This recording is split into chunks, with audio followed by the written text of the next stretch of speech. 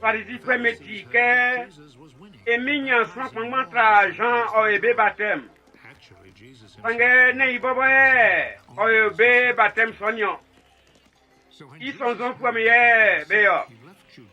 Que Jésus dit que bâti oja au Judée au Galilée menueku.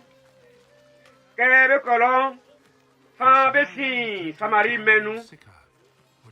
Oju Samarie krokumbo be play sikar nsu. Prosomatan likakumbo Jacob fame iwa Joseph ne. Jacob inze kumakule que Jésus natili ko opeli otran assez nze kumaso sule. Yama grand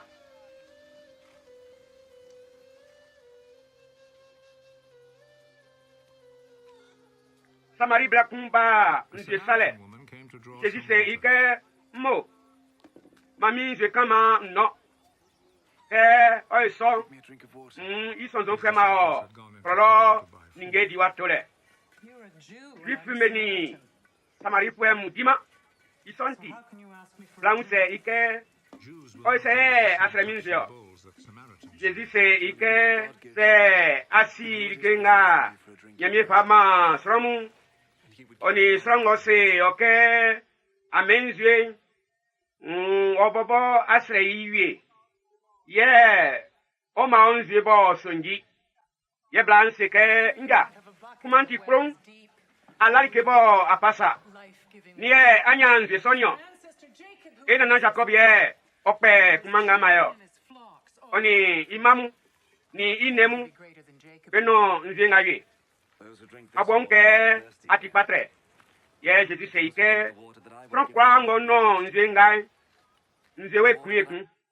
Tange sango no nzenga mpamen nzewe sukue kule api nzenga mpamen okati ke nzetisa inu bo onye pia lele koma onya anangamangwa lance ike nja mami nze songi na nze akwanku na maba nze nu akun oseike kofre wanguna amla Là, c'est que, n'a bien. Jésus, c'est que, à ce que, Allah bien, au tinawle. Après, waga bien, nous. Yenga, ani, nous, qu'est-ce au tiong, comment, denga, à cantinawle. Là, c'est que, nja, manque, ati, yamino et jofwe. Et n'a so, yamien, au kangasua. Tangue, amu, jifumu, amu, sans Jérusalem, hier. De sonya mion. Jésus c'est que mo la pisu. Kemilele na okanga suwa ni Jerusalem. Amkoto esimbo. Amu memeyo. Amu Samari femu. Ansia sanga ankoto ibo ameme. Sanga area. Esi sanga ekoto ibo ememe. Api sanga kinyale mfi. Jifumu. Sanga kemilele. Keson waju bobo. Bebo, bekoto esimbo, bememe sakpai, bekoto ibo, bememe be akundanu na ulesu, api benga be mama esison, be sopwe muye okundebo. Nyamieti aulianu san, oma benga bewan, bekoto ibo bememe, ma beo iso, be akundanu na ulesu. Blanse ike, nsike, mesi bo be krisi, oba, se obai. Aucun des craqués. Jésus, pour tout ce qui est, il est mis. Il est au soucan des créoyens. Et, ils sont en premier Dieu là. Que, on y blaconsi, John, au beau Benoît. Sangue, Benoît, pour ça, parce que, nous y est, à tout des blancs sanois. Anze, nous y est, à Nibekan. Blanyaki, il s'en est, on dit au pro. Okose srameke amblanya bien kumbo wakansakwa nganyo ben wakremi bien so mbuike Christian befi klolo be inule ke also iso so pwe meji inke baba dirike sange osebeke les likedi wa kumbo ansime isonti isonzo fue me usa belingu ke sangeli ablei ke o Jésus se que mi alien ele songo suma mi ikunsa ele ni kumango mami ibo gwagwale amurien amwa oteka angro na ayue ikpela ju sange anyake ayue wa bro bo waju ikpelo babo ayue ikpefwen ikale toilebo ye otien inu amile anangama ngwan na songo kwa ayue ni ikpefwen be nyombe kunu jo apin denga be kanseke frankun kwa ayue ye san flek ben otinawre nsuma amunke ankokpe ayue dikanga amwadia jumalen sanvie mu ye bedi jumason ye anfe inu likenyo bla indembo kankre beke Jésus kan sakwa ngo irinti proson su fue kpangba belapi isu ke samari fue son bebe inle Israelike ola be unle na badi lenyonle ndenga ibobo kaninti tro kpangba belapi isu tra ndenga bla indenti belapi isu ye bese blanke nandenga akani ngumitie yala pi tuo api yati ibobo nanunde oma esike oti men iti de kwesapa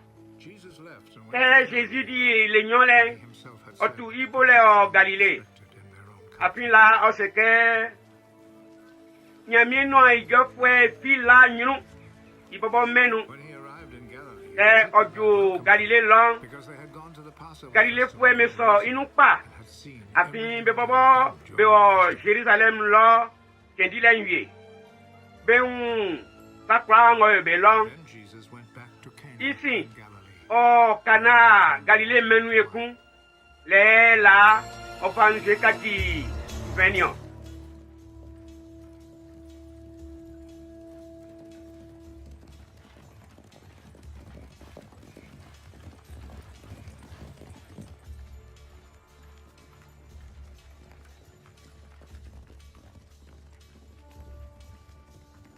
famille yi sran kakrakakun o Capernaum lo iwa swanto tupache ke oti ke Jésus fin jide wa ba Galilée o isi o kosra ike o ayo iwa bo la yue besu igege Jésus se ike se amwa atreni abonasai ansulafia ansumromno famille Israël o se ike nga blaiwo se abamai ngakangu Jésus se ike ko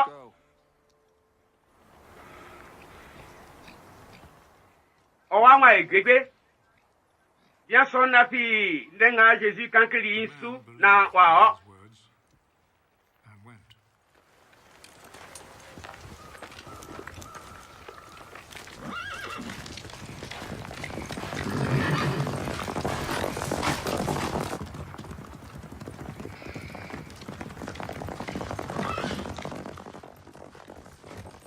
ke okon isro me beyi atin pale bese ike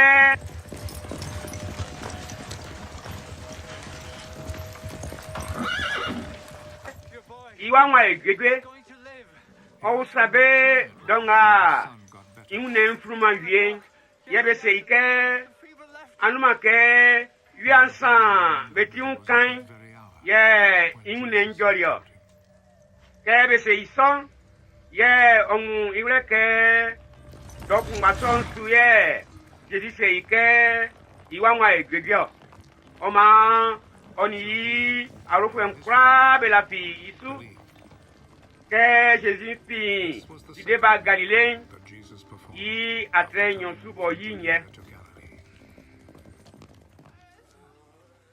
ici juifu meke kunjuri oma Jésus o Jérusalem crown i anwang abe ple wame anwang brekun ole be ple yi ebrenu Bethesda bebo apa nule tu kwa kifu ekpangban pa bela la apa so mebo anya si fue ni kekewa fue ni bebo besa anze be jati wan be minde nzue ikegele api kenwie anjukun wagra nze sonu okegenu ke oko kegen frango du wagra nu ke itu patenti oye bien kun lale ke oto tu patke padi apwe ablasani mokwe Jésus muni olale ke osike olale wakekpan ose ike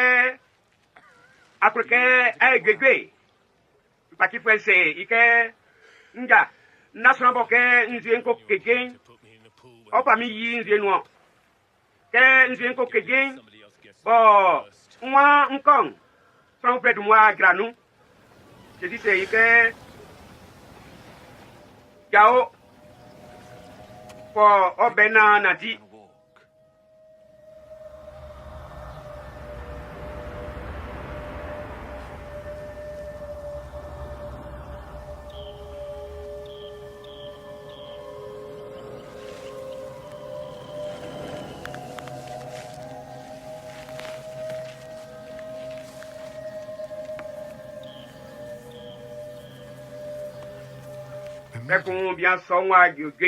The man got well.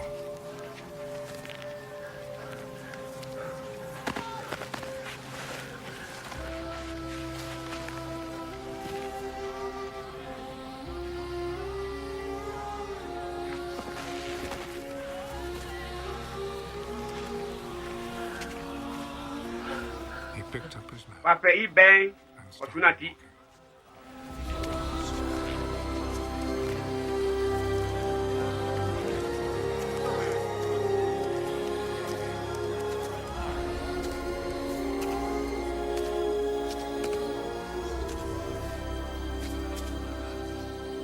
Sababo di bifu meketen ye oyri sasonyo The day this happened, oma jufu mese biango yo gegwen ke who had been healed, neti saba naso obe osebeke frango yo ngegwen osenke mpambena nati deuseke ngale osoke afo bena anatio sange biango yo gegwen osia frango yo gegwen Api, Frabo Besson-Lentin, Jésus Oli.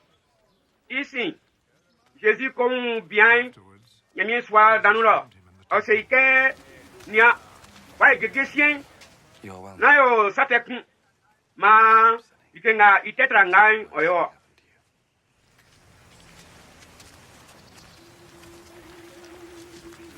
Bien son Oli, que c'est, je vous mets que Jésus est, oyi gbegbe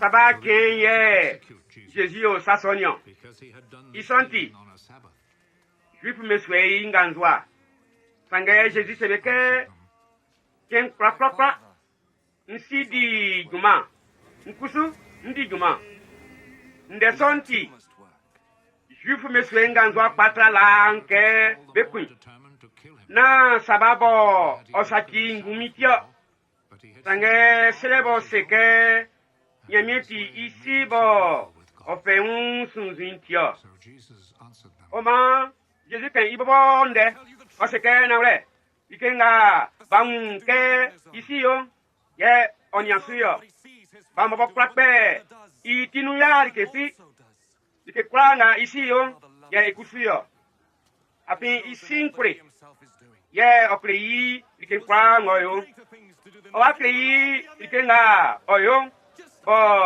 idantranga na obo amunwa ke isi kesran bo oma benyangwan bankusuma frango kroke onyangwan onye ne isi babo ye odi jolenyo sange opanden kwa ole bansanu na frankra bebu franke bebu ici fransa frango bwe iwan sran obwe isi bosumeni isran na wale isran goti eminde bola pi isran gosuma minsu wale anangamangwa kesu pepa gele dipwen ijasu wanye iti yensanu wanyangwa na wale yelele keso waju babo bo benga be wuri beti nyamie wa ine benga be koti benyangwa kengwango isisanu oma ngwasongo iwa isanu ye opa jole dile ngure iwa sanu afi yi okadifran nama nde sombo amunwa afi kewilele be kwanga be ondianu beti ine beti ndianu pite benga be osapa beten benyangwa benga be osate beten be pa be ko jole dipwen ijasu